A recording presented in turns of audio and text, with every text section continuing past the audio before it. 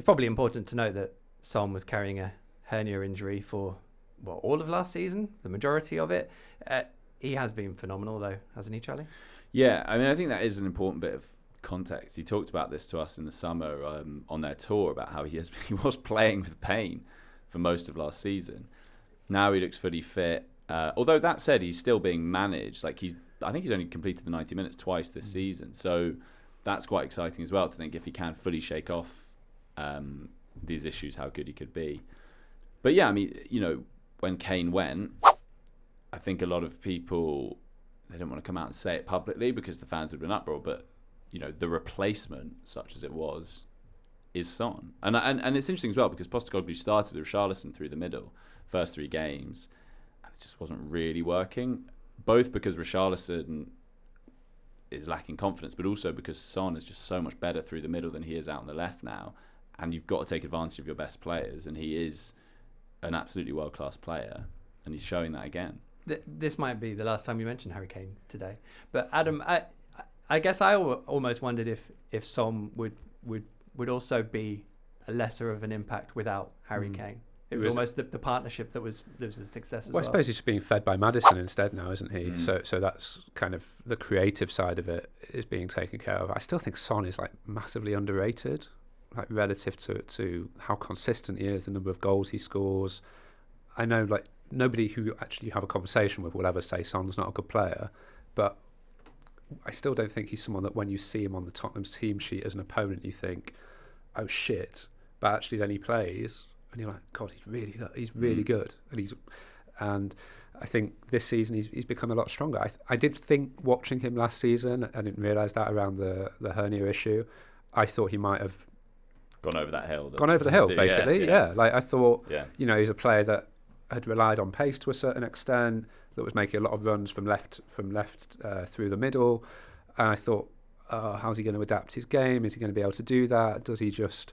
I even when one of the Saudi clubs was in for him, I think, at the start of the summer, and when I saw that, I thought, yeah, it makes sense. Actually, in terms of one of their more ambitious, a bit like the Ruben Neves one, I was like, yeah, it feels a bit early, but okay, based on last season, wouldn't shock me if Spurs just thought, okay.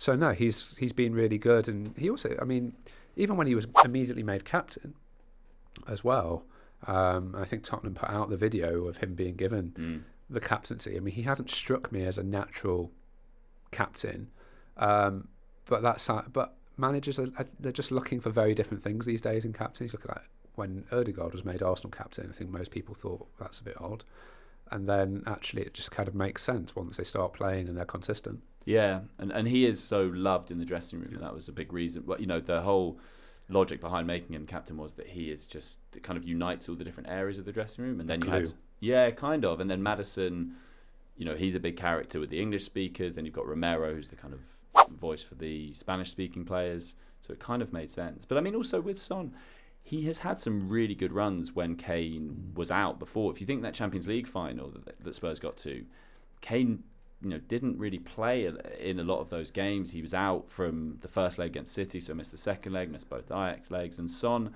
was on a really good scoring run around that time. Again, Kane got injured the following season. Son stepped up through the middle. So he has shown he can do this and really thrive in it. He strikes me as one of those players who the things he does incredibly well are almost unstoppable. I mean, that goal he scored against Fulham, I feel like I've seen that goal 40 times pretty much in terms of that finish. Well, and the key thing is he can go either way. He is so good with his left foot. I remember looking at this a few years ago, and I think he was the second best for, once you scored a number of Premier League goals, it having an equitable ratio of left and right foot, and it makes sense. He is lethal off either foot, and when you're that quick, if you stand a defender up and you can go either way, there really isn't a lot you can do as a defender, and he's shown that so many times. He's also, for people who care about these things, outscored his XG at a rate basically unlike anyone else in the Premier League since he's joined. I mean, some seasons he's scoring 7 goals more than the data would suggest he should, in inverted commas, be scoring. So to be consistently that good, because the point with XG normally is it'll catch up with you eventually. And I think last season was basically the only time that happened. Otherwise, it hasn't. He's just kept outscoring it. If you like this video, click subscribe for more content like this. We'll be joined by the likes of David Ornstein, Matt Slater, Adam Crafton, Carl Anker, and plenty more through the season to bring you the inside track to the biggest stories in football. If you'd like to listen to the full episodes for free, search the Athletic Football Podcast wherever you get your podcasts from.